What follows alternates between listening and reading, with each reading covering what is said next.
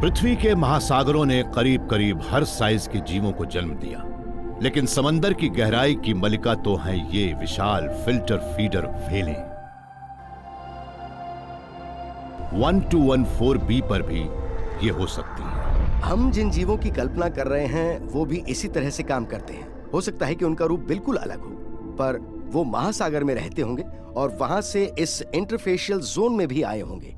लेकिन वो उस इंटरफेशियल जोन में ज्यादा वक्त तक रह सकते हैं, किसी व्हेल की ब्रीचिंग से भी ज्यादा समय तक, क्योंकि उस समंदर की डेंसिटी बहुत ज्यादा होगी। पानी की उस दुनिया से हमें यह अंदाजा भी मिलता है कि अगर पृथ्वी ज्यादा बड़ी होती और यहाँ ज्यादा पानी होता तो ये कैसी लगती। इंसान शायद यहाँ नहीं रह पाते, पर क्या जीवन कोई रास्ता निकाल लेता, ये हम अभी तक नहीं जानते। साइंस में कई बड़ी ही अहम बातें हैं और उनमें से एक बेहद अहम बात है हमारी कल्पना। उस एक्सोप्लैनेट के बारे में सबसे बड़ी बात तो ये है कि वहाँ पर फिजिक्स और केमिस्ट्री के नियमों के तहत कुछ भी मुमकिन है। हमारी कल्पना की चीजें कहीं न कहीं तो होती हैं। हम पानी में खोज करें तो हमें जीव मिलते हैं, और एस्ट्रोबायोलॉजिस्ट भी आज यही कहना चाहते हैं। लेकिन जहां पर पानी ही ना हो, वहां उन ग्रहों का क्या होगा जहां सिर्फ जहरीली हवा हो और वहां जीवों के बिल्डिंग ब्लॉक हमसे बिल्कुल अलग हों? क्या वो भी जिंदा रह सकते हैं? जीवन की राह बहुत कठिन है। पृथ्वी पर हर जगह ज्वालामुखी के उबलते मुहानों से लेकर समंदर की गहराई तक में जीव जीने का कोई ना कोई रास्ता ढूंढ ही लेते हैं। लेकिन एलियन ग्रहों पर इस तरह के हालात बिल्कुल अलग होंगे। हमें ऐसी ऐसी दुनियाएं मिल रही हैं जहां आग और बर्फ है, जहां कभी दिन ही नहीं होता, और ऐसे ग्रह जहां हरिकेन्स आते रहते हैं, और वो होते हैं। उन नर्क जैसे हालात में आखिर किस तरह के जीव रह पाएंगे?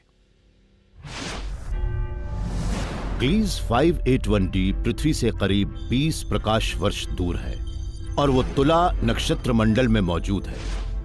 ये ग्रहों का एक ऐसा छोटा समूह है जहां हमारे हिसाब से एलियन जीवन हो सकता है। उसके लाल तारे में हमारे सूरज के मुकाबले आधी गर्मी है, लेकिन चूंकि वो ग्रह बहुत धीमे धीमे घूमता है, इसलिए एक हिस्सा दूसरे के मुकाबले ज्यादा गर्म होता है। उसकी चट्टान जैसी ठोस सतह पर तेज हवाएं चलती हैं, जहां पतंग उड़ाने में बहुत मजा आएगा।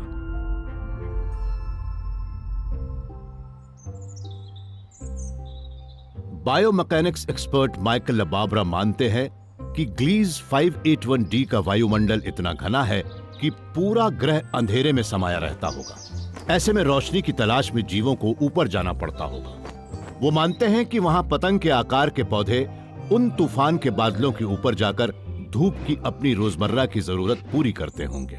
वो पतंग के आकार के पौधे वायुमंडल में काफी ऊपर जाते होंगे, तभी उन्हें धूप मिल पाती होगी, और इसके लिए उन्हें वायुमंडल को चीर कर उसके पार जाना पड़ता होगा। माइकल की पतंग को स्टेबल और उड़ते रहने के लिए दो तरह की फोर्स चाहिए। पहली तो हवा जिससे पतंग उड़ती रहे, और दूसरी एक ऐसा एंकर जो उसे ज्यादा ऊपर जाने से रोक सके।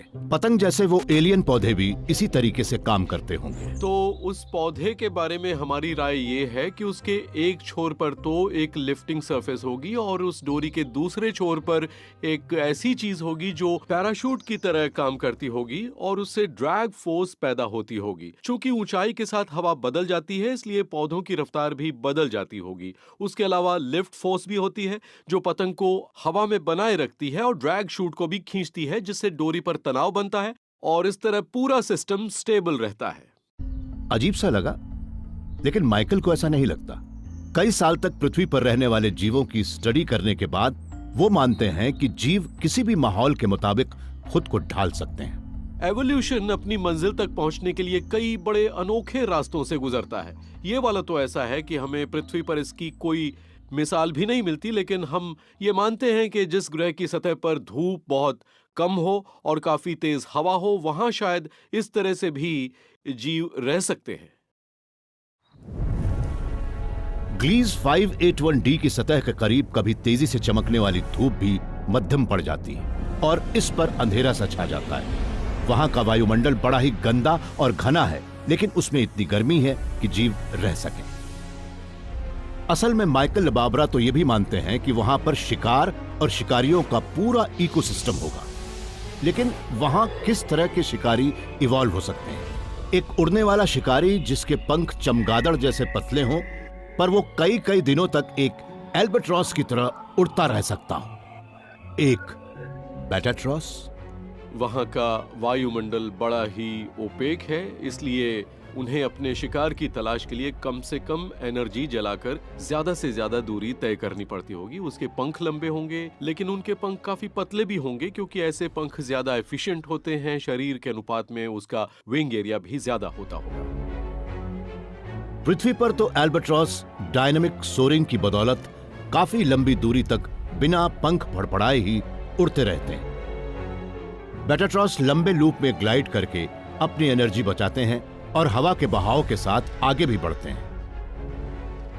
ये जीव उन लूप में जमीन पर चलने के मुकाबले कहीं ज्यादा दूरी तय कर लेते हैं, लेकिन इससे कोई फर्क नहीं पड़ता। उसे कुछ खर्च नहीं करना पड़ता। उसे वो एनर्जी भी अपने एनवायरनमेंट से मिलती है, उसके अपने शरीर से नहीं मिलती। लेकिन जिस दुनिया में रोशनी हमेशा इतनी कम रहती है, वहां शिकारी अपने शिकार को कैसे ढूंढता है?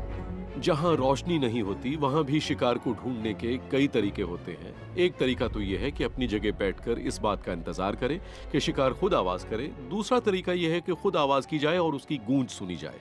उसे ही हम सोनार कहते हैं। वो आवाज की बीम भेजकर उसके रिफ्लेक्शन का इंतजार करते हैं। मुझे इस बॉल के वापस आने पर इससे काफी जानकारी मिल सकती है। मैं जब बॉल को फेंकता हूं और जब ये वापस आती है तो उसके बीच के समय के डिले से मुझे ये अंदाजा मिल जाता है कि वो मुझसे कितनी दूर है। अगर वो दूसरी दिशा में जाती है तो वो काफी धीमी रफ्तार से वापस आएगी। तो अगर किसी को शिकार की तलाश हो और अगर वो खुद शिकार ना हो तो वो आवाज को जरूर सुन लेगा। बेटाट्रॉस भी बड़े खतरनाक शिकारी होंगे। ऐसे में उनके शिकार के पास भी अपने अलग अलग सुरक्षा उपाय होंगे। विलियम बेन्स एक ऐसे जीव की कल्पना कर रहे हैं जो बहुत ही सख्त खोल वाला जीव होगा और पृथ्वी पर वो कई करोड़ साल पहले इवॉल्व हुआ होगा। नॉटिलस उन शिकारियों के कुदरती शिकार होते हैं और उनके पास 3 डिफेंस मैकेनिज्म होते हैं। पहली चीज तो है उनका खोल। दूसरी चीज ये है कि अगर वो सोनार से शिकार बनते हैं तो उनके कान इतने तेज होने चाहिए कि वो सोनार की आवाज सुन सकें। जैसे ही वो सोनार की आवाज सुनेंगे वहां से भाग निकलेंगे। और उनके पास एक जेट प्रपल्शन सिस्टम भी होता है जिससे वो इमरजेंसी के वक्त बहुत तेजी से आगे भागते हैं। ऐन वक्त पर वो एक तरफ भागकर खुद को शिकार बनने से बचा लेते हैं। लेकिन इन सुरक्षा उपायों के बावजूद बेटाट्रॉस से निपट पाना आसान नहीं होता और नॉटिलस हमेशा अपनी जान बचा भी नहीं सकते। उनकी जान हमेशा खतरे में होती है। उनसे बड़ा शिकारी और कोई नहीं। वो भले ही दुर्लभ होते हैं, लेकिन अंधेरी सड़कों पर कोई उनके सामने नहीं पड़ना चाहेगा। खतरनाक हालात में जीव भी बड़े खतरनाक किस्म के होते हैं। पृथ्वी पर करोड़ों साल के दौरान करोड़ों किस्म के जीव जीने के लिए संघर्ष करते रहे। आखिर में एक खास म्यूटेशन के बाद पैदा हुआ पृथ्वी का सबसे खतरनाक शिकारी। वो म्यूटेशन था इंसान के दिमाग का। हो सकता है कि अंतरिक्ष में भी एक इवोल्यूशन के बाद ऐसे जीव जरूर पैदा हुए होंगे जो कम से कम हमारे जितने समझदार हों। लेकिन वो समझदार एक्स्ट्रा टेरेस्ट्रियल आखिर कैसे होंगे? इन्हें लगता है कि ये जवाब जानते हैं, लेकिन वो जवाब पृथ्वी पर रहने वाले जीवों के लिए बहुत बुरी खबर है।